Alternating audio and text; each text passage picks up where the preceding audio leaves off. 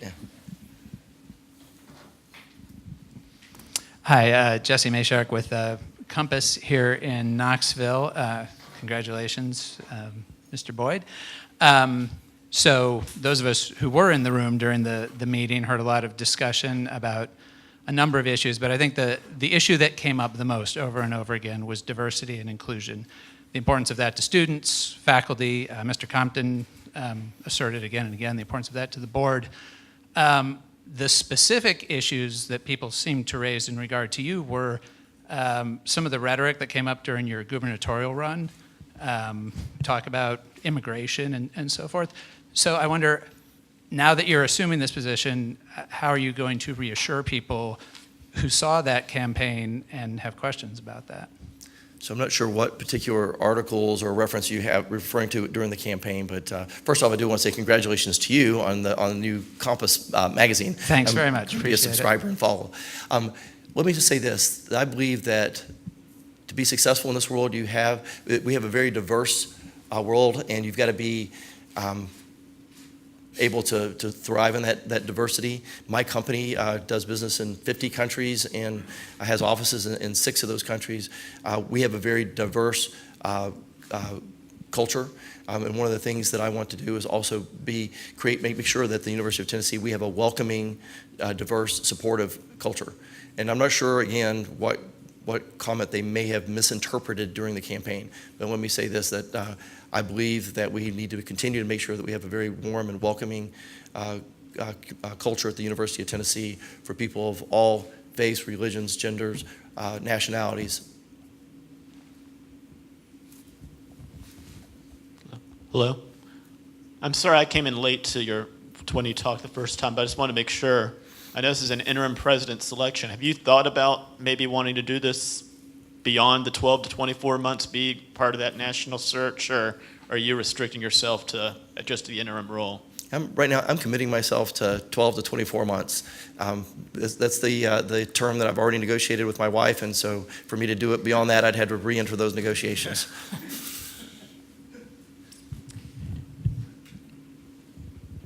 Hi, I'm Monica Castro from the Knoxville News Sentinel. Some of the concern and feedback that I've been hearing is that your leadership style might be very similar to Governor Haslam or to Joe DiPietro. How would you respond to that concern and that criticism? Well, first off, I wouldn't think that it's a criticism. I think that Dr. Joe DiPietro and Governor Haslam are great leaders.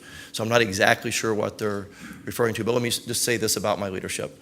I believe in collaborative, open relationships. At my company, we knocked out all the walls and partitions. It's an open environment. I have the same size desk as everybody else. I'm not sure if this is going to be possible on campus, but we also have a dog-friendly environment, and there's dogs running around everywhere. But importantly, everybody, I believe, that needs to be empowered to be able to make decisions. And so we believe in empowering decision-making to the front line in every chance that we can. We believe in total transparency. I did this at my company. I did this at Economic and Community Development, where we made all the stats and all the information that we could possibly share legally available to everyone. We do Monday Notes, where the senior staff comes in. We talk about the key issues. We type them up and share them with every single employee in the company, every single person at the Department of Economic and Community Development. At my company, we're a privately held company, and yet if you're a brand new employee in Australia or Japan or Ireland, and it's your first day on the job, and it's the first day of the month when we publish the financial statements, you get complete financial statements. I believe that there is a bigger danger in people not having information than what you might have by having some information leaked. So I believe in total transparency, empowerment. So I'm hopeful that when they make that comment, it's a compliment. But that's just a little bit about my leadership style. Yes, sir. Blake Stevens with WATE, and again, congratulations to you, Thank Mr. you, Boyd. Your presidency doesn't just affect thousands of students, it affects hundreds of state employees. So an item that has been at the center of protest around the state was the topic of outsourcing. I understand that at the moment, universities can opt in or opt out, but I'm just curious to know what your opinion is on the advantages and disadvantages of outsourcing. I think that where we're at today, where the campuses have the right to make those decisions, I'm in support of letting the chancellors and their campuses make the decisions on that. For me, I mentioned the 6 primary things that I want to get done. I'm going to be focused on those things, moving our state forward, improving our talent development pipeline, making sure that we're enhancing our research, improving our brand.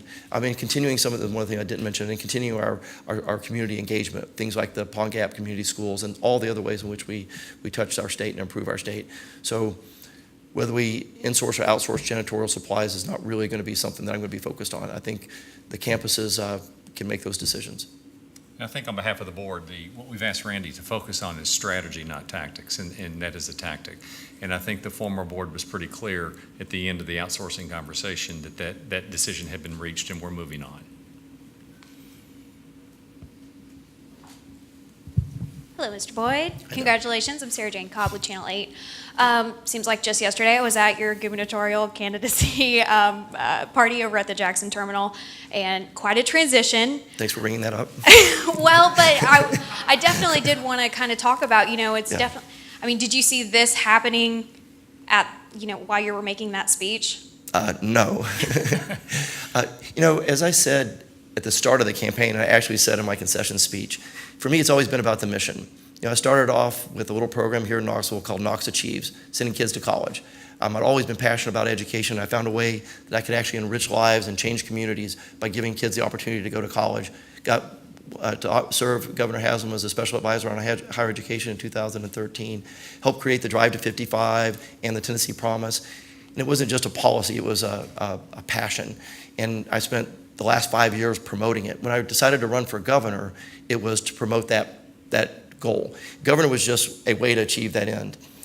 Governor would still probably be the most effective way to achieve the goal that we have, which is the Drive to 55. But arguably, equally, or maybe even better way to achieve it is by being the president of the University of Tennessee. We are the talent development engine of the state of Tennessee. We produce more graduates than any other enterprise across the state. And so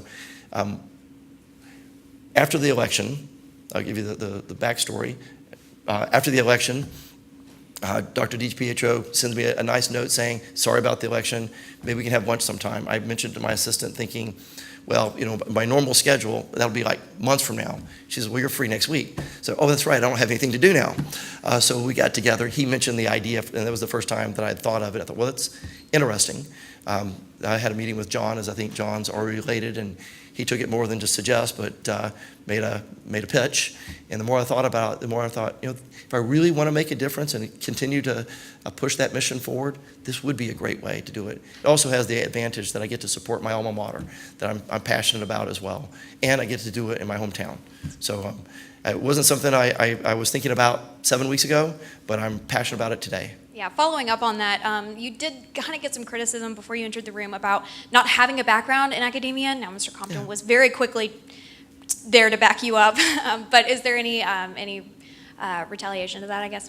Well, I don't say that I don't have any experience in academia. So I was special advisor on higher education, worked with private colleges and the public institutions for a year, helping develop the Drive to 55. And so that was a pretty intense year, getting to know everybody across the higher education space. I followed that up with a year as the chairman of the Tennessee Higher Education Commission, which is the leading authority on education policy across the state. I've been on the TACUA board, which is the board of the Tennessee Independent Colleges and Universities Association. I've been on the college advisory board, or the dean's advisory board for the College of Business. So I've served in a lot of ways in being involved in higher education. I'm not a professor. I haven't taught. But as I mentioned in my opening comments, I think you can be a leader of people with particular skills without actually having all those skills. And I think in the system, there are more people without a PhD than with. So I need to be the president for all the people in the system. And I think I've also got a lot of great support between our provosts and our chancellors to be able to support the faculty. I'm going to count on them to help me do that. Hi, I'm Stephanie from WBIR. I am curious, between now and the next time we get to hear from you in November, what are the couple of things that you're going to hit the ground running on first, and how high, I guess you talked about leadership, how high on the list is finding a new chancellor here at UTK? Okay, so the first question, I'm going to be doing what I've done the last 5 days. In the last 5 days, since Wednesday's announcement, I visited the University of University of Tennessee's Health Science Center in Memphis and met with the chancellor. I've been to UT Martin. I've been to UT Chattanooga. I've met with Tim Cross at the Institute for Agriculture. I'm going to continue to do more of the same, even more intensely and even faster. But we're going to spend time listening and learning with stakeholders all across the state, not just within our system and our institution, but with our legislators and other people that count on the university to make sure that we're serving them. So in the next 60 days until the next time we get together, intense amount of listening and learning to make sure that I can hit the ground running. Second question was? And where does the chancellor search sort of rank? So it's a top priority, but the timing of that will be determined by the board, and so I'm going to defer to them on that and on when they start the search for mine. Just one final thing, and you have touched on this a couple times this afternoon, but for the folks listening in Chattanooga and in Martin and in Memphis, and because I'm a graduate of UT Martin, how will you, I believe the chair said an advantage to you is that you were an outsider. You don't necessarily have any bias towards one university over the other, but you are a Knoxville business owner, a graduate of UT Knoxville. How do you maybe make sure that the entire system is included in your up to 2 years as president, and what kind of ideas do you have already? Well, I have had a good relationship with the other institutions and other campuses. Keith Carver is somebody that I've been a friend with for quite a while. I went to UT Martin to re-engage with him and learn his ideas and visions for going forward, but he's somebody that I've known for a while. My family's from West Tennessee, from about 30 miles north or west of UT Martin, and UT Martin is the catalyst and the foundation for success, excuse me, for us to be successful in Northwest Tennessee. We've got to make sure that they continue to thrive, and I'm going to do everything in my power to do that. Excuse me. Over the last 2 years, I've been to Memphis 59 times, actually counting last week 60 times. I've got a lot of relationships there. Our Health Science Center is an anchor in that community. We got to make sure that they continue to thrive. They also provide something like 70% of our healthcare professionals in our state, so they're important to our entire state. UT Chattanooga is doing incredible things in a really dynamic community. As I mentioned in my opening comments, the things that they're doing around addressing the equity gaps is groundbreaking and something that I think that our entire system can learn from. So I think I'm going to focus on making sure that we work together as a team and and everybody can have their strengths and their differentiation, but at the same time work to collaborate even more closely. I see this system, and by the way, I'll just mention this, I'm open for maybe new titles for the word system. I want it to be something that connotes support of our institutes and our campuses. I know in my business, we sell to people like PetSmart and Tractor Supply, and when you go to visit them, you don't go to visit their headquarters. About 10 years ago, they stopped calling them headquarters, and they changed the name to store support centers.